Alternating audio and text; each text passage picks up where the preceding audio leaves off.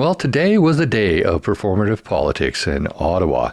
Not much substance there at all. We had Charlie, Chuckles the Clown, throw a couple of spadefuls of dirt at the base of an already planted tree, and then we had the newly elected Speaker of the House being ceremonially dragged up to the Speaker's chair because, of course, you're supposed to not want the job. It's a dangerous job. You can get your head cut off by the king if he doesn't like what you say, which is actually historically what has happened.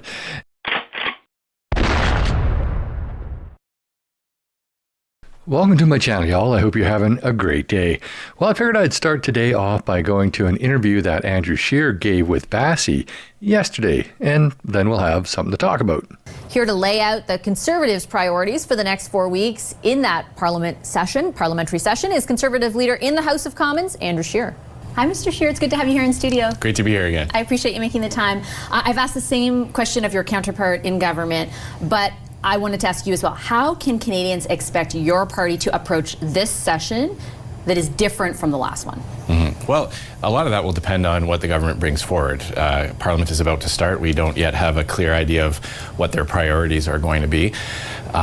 There's some really easy stuff, though, that they can do that would get the approval of the House of Commons. That would be to undo the terrible Liberal policies from the previous Parliament. So if the government wants some easy ideas, some low-hanging fruit to improve the lives of Canadians, they could start with, for example, repealing Liberal Bill C-75 and C-5. Those are two pieces of legislation that the Liberals brought in that caused the explosion of crime in our communities with their easy bail instead of jail policies. They could fully and completely eliminate the carbon tax for everyone on everything, including the industrial side as well, so that our Canadian manufacturers are not playing shorthanded against their American competitors. They could repeal Bill C-69, that's the No More Pipelines law, which led to a complete desertion of our energy sector by investors and massive attack on jobs throughout Canada, including Western Canada. So those are some really easy things they could do that they could bring forward to the House that not only would we support, we've been calling for it. What I like about the Conservatives as opposed to the Liberals is they're not as political as the Liberals, if that's even possible for a political party. Now, what I mean by that is they're actually willing to work with the Liberals, and it's not all about power for them. The Liberals, they seem to be all about power and getting the votes and doing everything for the votes, especially coming out of the city, so the city ridings, where the Conservatives, they are willing to give the Liberals a chance. In addition to those items that Andrew Scheer just mentioned, though, I would suggest that they also pressure the government into getting rid of the OICs that banned sporting rifles and banned the sale of handguns, because those OICs have really alienated people all across Canada, but especially in the West. And later on, they do talk about Western alienation. I think that getting rid of those OICs would really help a lot. I've expressed, our leader has certainly expressed to the Liberals what we would be looking for. Pierre Poilievre has suggested that what the Liberals should do is steal more of our ideas. It was the Liberals basically had to spend a bunch of time during the campaigning against their own record and promising to Canadians that they won't do more of the things that caused the explosion in housing prices and rent prices, the devaluing of workers' paycheck with their inflationary deficits. They had to campaign against their signature economic and environmental policy on the carbon tax. So we hope they steal more of our ideas, because that's what conservative ideas are what will improve the quality of life for all Canadians. I think that's hilarious. They're inviting Carney to steal their ideas. Well, Carney will steal their ideas anyways. He did that all throughout the election. And of course, they're campaigning they campaigned in the election against their policies and against their record, because their record was atrocious. And of course, they're shaping up to do the same things, because a lot of their cabinet members are the same people, and those who aren't, well, they don't have a very good record.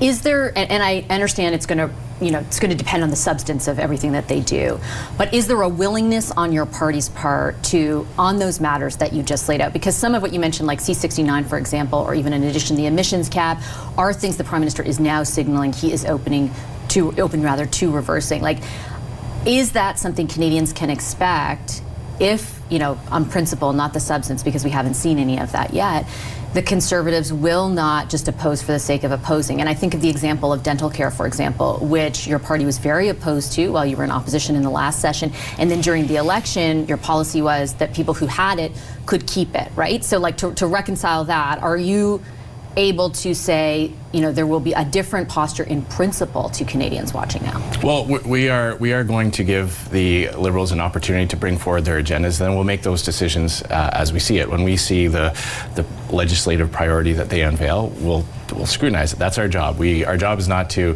rubber stamp things before they're even introduced in the House. Our job is to ruthlessly, on behalf of taxpayers and Canadians, go through everything line by line and then make a decision. When we're talking about reversing, Mark Carney has had a terrible first couple of weeks. He's got a housing minister that says that housing prices don't have to come down after Carney campaigned during the campaign on making housing more affordable. You've got Stephen Guilbeault still in cabinet saying mistruths, falsehoods about the energy sector, claiming that we don't need more pipelines because our pipelines are underused. Not mentioning the fact that hundreds of billions of dollars of investment in the energy sector have left because there's no ability to get energy to market. So we have to wait and see what Mark Carney actually lands on, because so far he's been on both sides of a few key issues. So when you have somebody like Mark Carney who flip-flops on every single issue and says one thing in the West and one thing in the East and one thing in English and one thing in French, how do you even know where he's going to come down on any side of the issue? The only thing he's consistent with is the fact that he lies about pretty much everything, which is quite similar to Justin Trudeau. So I guess in that sense, he is Trudeau 2.0, or I would say actually 3.0, because Trudeau's dad was also a terrible prime minister and a liar and a criminal, or at least that's my opinion. Mark Carney has set the bar for himself very high. He has said that he's the man you hire in a crisis. He said that he can handle all these kinds of things and that he's got the solution. So we're heading into a time of the year where there's some troubling economic data. When Canadians' household debt is continuing to rise, we've got job losses in some key sectors, and these tariffs are still on. They have not come off. He has not got that deal yet. So while we want those tariffs to come off and we want to be helpful in doing what we can to ensure that happens, we are going to hold this government to account to actually get results. It's not enough to just announce your intentions and say things during a campaign. You actually have to deliver. What I think concerns a lot of us Canadians is during the campaign and before the campaign and even after the campaign, Mark Carney hasn't really dug into specifics. He's come up with all of these things he says he's going to do, but he hasn't said specifically what he's going to do. He's spoken in general terms. So what will he do? How will he get these tariffs off? How will he solve the economic crisis that a lot of Canadians feel that they're in right now? How will he solve the housing crisis? How will he solve all of these things that he refers to as a crisis? What do you think of the relative positioning of someone like Alberta's Premier Danielle Smith, who has made it easier in that province to hold a referendum, and that referendum could very much be on the issue of separatism? I don't think that the feelings of alienation in both your home province of Saskatchewan and Alberta should be dismissed in any way. But is that kind of playing with fire at a time when you are scrutinizing, and Canadians are scrutinizing, our relative leverage with the U.S.? Mm-hmm. What I would say about that topic in general is that we have to understand why people in Western Canada are upset.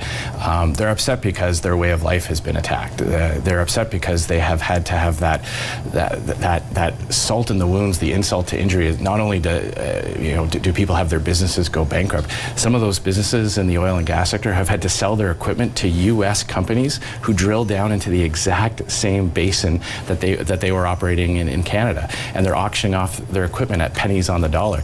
That devastates communities, it bankrupts business owners, and it lays off hundreds, if not thousands, of people. So we have to understand why people are upset.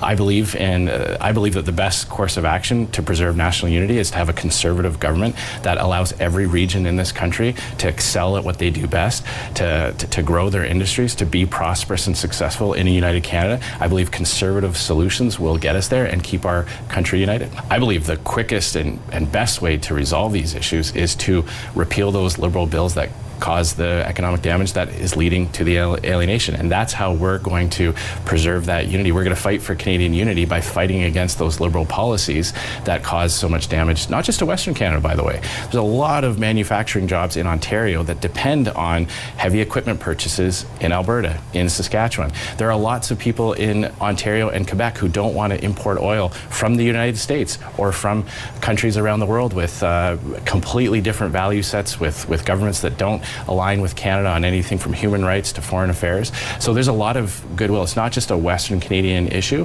For sure, there's the most profound negative impacts of those Liberal policies are felt in Western Canada, but there's good reason to support these energy projects and to repeal these Liberal bills across the country. New Brunswick imports a lot of oil from the Middle East for their refinery. That doesn't make sense. Well, there's a lot of things that don't make sense in Canada, and I really have my doubts that this government of Carney's will do anything whatsoever to fix them. But I think it's time now we move on to another topic. Let's go listen into the panel discussion that Vasi has every Sunday and see what they have to say about Carney's cabinet and the King's visit. You get the feeling that ministers haven't settled into their spot. They don't know that they feel 100% comfortable with the brief is, and everyone is looking and listening for the Prime Minister. So if the Quebec Lieutenant says he doesn't like pipelines, like, yeah, who cares? What does the Prime Minister have to say? What's his word on it? The Prime Minister's to go and clean that up. Finance Minister says there won't be a budget this year. Prime Minister stands up to the microphone in Rome and says, actually, we're going to have a budget in the fall. So, that kind of lack of clarity, to my mind, in some respects, it reflects this kind of one-man government. Everyone's looking to Carney, and eventually Carney's going to have to turn to his cabinet ministers and say, I am expecting you to carry some of this burden, to be clear, to be on point, and it can't just be government by Mark Carney, communication by Mark Carney. The rest of the cabinet is going to have to pull this cart too. So I think that's what we're seeing right now, and that, I think, can be remedied pretty quickly. Speaking of big daddies, Corey, do you agree with do you agree with Scott's assessment? I would say I understand what he's saying, but I think Mark Carney, I think the Prime Minister has certainly positioned himself as like that voice of authority, like in all of his remarks that led up to these past few weeks. Normally I agree with you a lot, Scott, but on this one, I got to say I'm on the other side of the earth. Like, I think there's a lack of leadership here. Like, Carney is being clear on the pipeline question, for example. What you saw is, I think, the consequence of a really bad cabinet pick, and one that should have been so completely obvious to anyone who's watched Stephen Guilbeault over the last number of years that he's been in federal politics. Like, look, he's an environmental radical whose positions on these issues have been diametrically opposed to the positions that Mark Carney took during the campaign. And it's not a surprise that somebody who's willing to go to jail on those beliefs is certainly willing to break cabinet protocol on communications around those beliefs. He's a radical. He doesn't belong in this government, in my view, or at least not in a cabinet position or anywhere near the controls. Okay, so that's not a surprise. But in terms of the questions around the budget, once again, this is yet another Liberal finance minister with no comms abilities whatsoever. Like, I know that Champagne likes to talk, but he's not a good communicator, and I don't think he'll ever be confused for being one. I think he botched the comms on what was going to happen with the fall economic statement, or is it a budget? Whether it's because he thought he didn't need to check with the PMO and freelanced it, or whether he just botched the comms outright. I don't know. I guess we'll see. But in both these cases, I think these are leftovers from the Trudeau era that should have been left over when it came to making this cabinet. Yeah, Corey's right there. These people should have been left out of the cabinet. They were left over from Trudeau's era. Most of them are his friends, his cronies. They don't deserve to be in government. They proved that they don't deserve to be in government over the past 10 years when they've screwed everything up. For a second week in a row, Kathleen Corey declares his love for Stephen Guilbeault on this program. I mean, where the finance minister is concerned, I have to say, I did an interview with him that week. He was out talking quite extensively.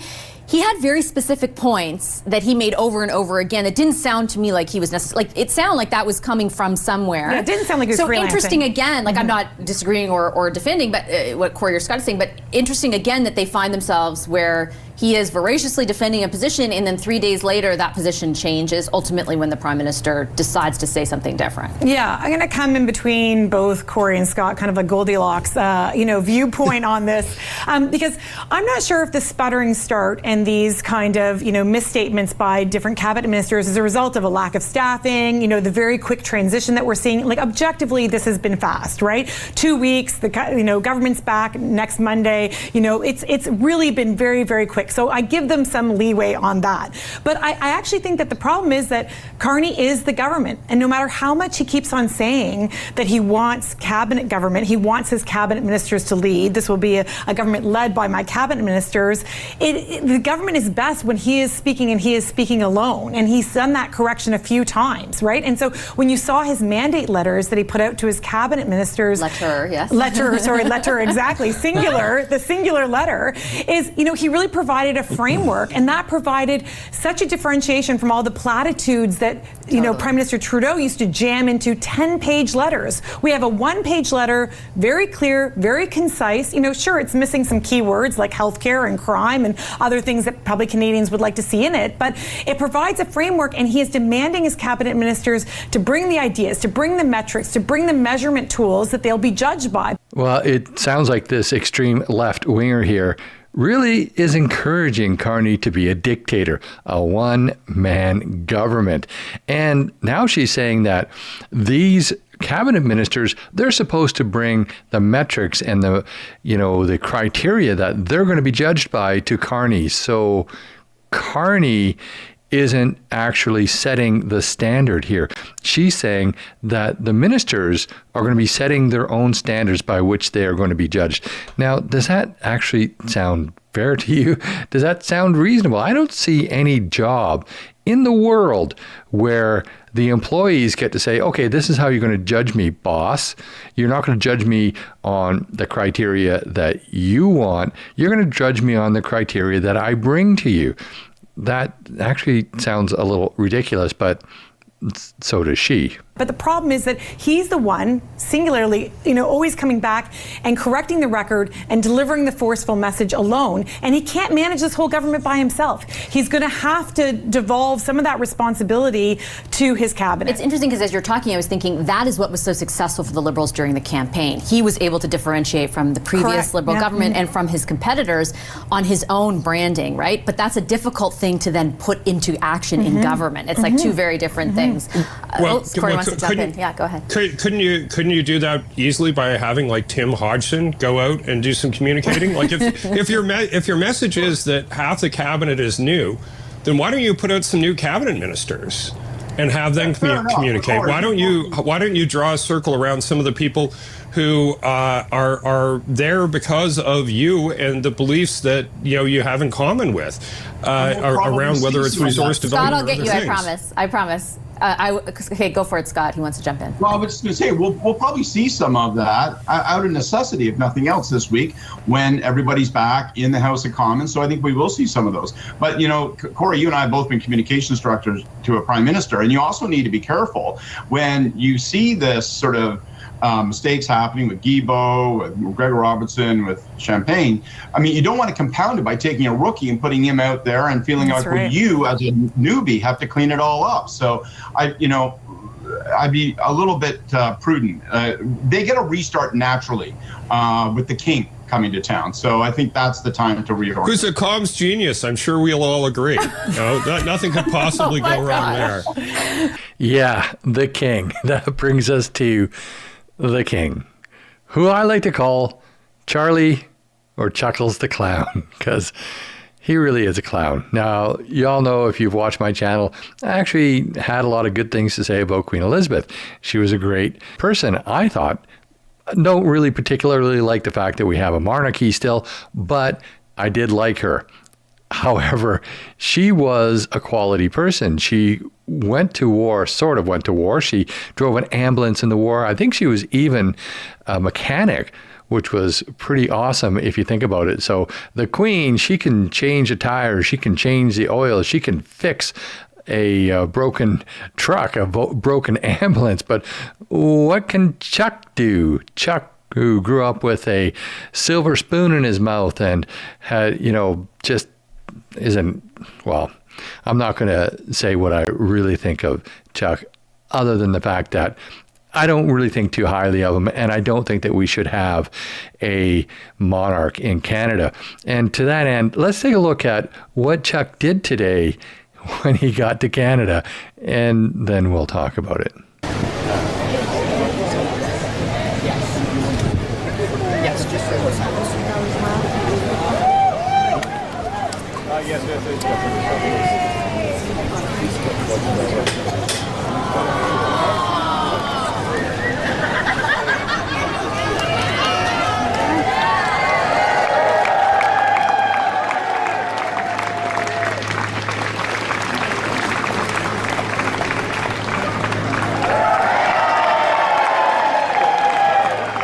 So for all you Chuck fans out there who think that he just did something spectacular like everybody in the crowd, he threw 2 or 3 spadefuls of dirt at the base of an already planted tree. This is supposed to be a tree planting ceremony. And yeah, so he comes, he throws a couple of spadefuls of dirt there, holds up the shovel like he's some sort of a proud hero. Look what I've done. I've planted a tree. Well, that's just goofy. He should have dug the hole. They should have filmed him digging the hole and putting a small tree in himself. But no, they didn't. He just shows up, gets this silver-plated spade, and throws a couple of shovelfuls of dirt at the base of the tree. How bloody lame. Seriously. This is why we have a king. It's ridiculous. It is absolutely ridiculous. So now let's go to the House of Commons. They didn't have a question period today, but they did elect a Speaker of the House. And of course, after the Speaker of the House, they had to drag him up to the Speaker's chair.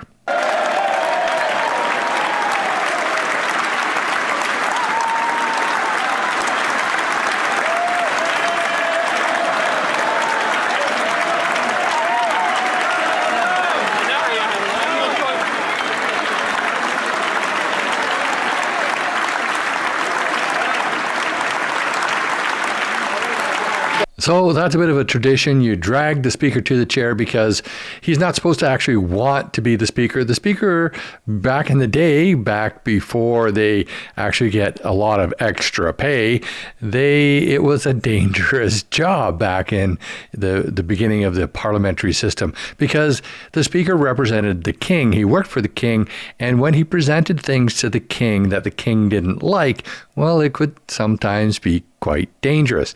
Andrew Scheer actually explains a little bit about this in his response as the leader of the opposition to Carney's response. So they both have a few little speeches here. We will unfortunately listen to Carney's speech first, and then we'll get to Andrew Scheer's speech. The Right Honourable Prime Minister. Mr. Speaker, as I rise in this House for the first time, I hope you will permit me to thank my constituents in Nepean for the great honour of being a member of this government. And I'd like to thank Canadians, Mr. Speaker, for the trust that they've put in this government, but in all members of this great House. Mr. Speaker, I have much to learn from the members of this great House. I will make mistakes. I have no doubt that you will call them out for good reason. Because this House has rules, it has traditions, and it's on those traditions that our Athenian democracy is founded. Hear, hear.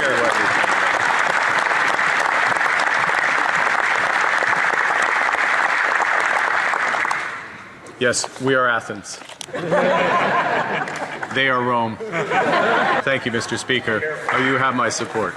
The Honourable Leader of the Official Opposition. Thank you very much, Mr. Speaker. I too would like to indulge myself to take this opportunity to thank the voters of Regina Capel and indeed our spouses. I'd like to thank my wife Jill for the sacrifice that she and my family make, as do all our spouses and significant others. You have just taken charge of an office that is almost as old as Parliament itself. It emerged in the Middle Ages when the Commons needed a spokesman to air its grievances to the King. A task that probably wouldn't stand up to the safe workplace guidelines that exist today. And as we heard from our Dean, until the 17th century, the Speaker's loyalty was to the Crown rather than to MPs, and they were often blamed if they delivered bad news to the monarch. 7 speakers were beheaded between 1394 and 1535, and many more were imprisoned. Managing monarchs was a delicate undertaking.